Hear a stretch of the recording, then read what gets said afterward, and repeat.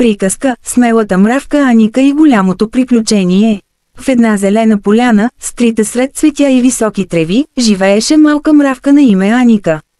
Тя беше различна от останалите мравки в колонията, винаги търсеше приключения и не се страхуваше от нищо. Докато другите мравки търсеха храна и следваха строги правила, Аника мечтаеше да види света отвъд мравуняка. Една сутрин, докато събираше капчици роса от листата, Аника чу нещо странно слаб плач.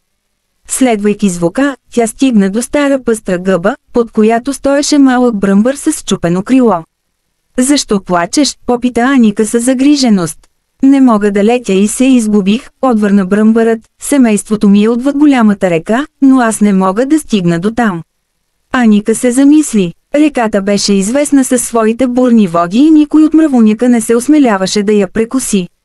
Но тя не можеше да остави бръмбъра сам. «Ще ти помогна», каза смело Аника, «ще те заведа до семейството ти». Двамата тръгнаха на път. По пътя срещнаха различни животни, пеперуди, които им показаха най-краткия маршрут, и жаби, които ги предупредиха за капаните по пътя.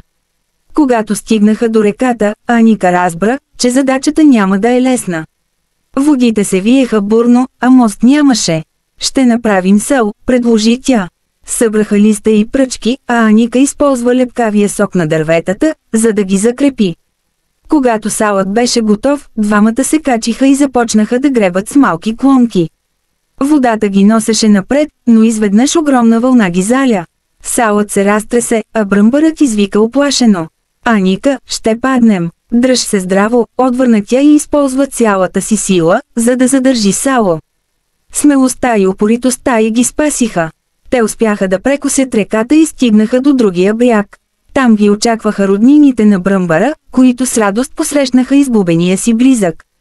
«Благодаря ти, Аника», каза бръмбърът, «без теб нямаше да се справя».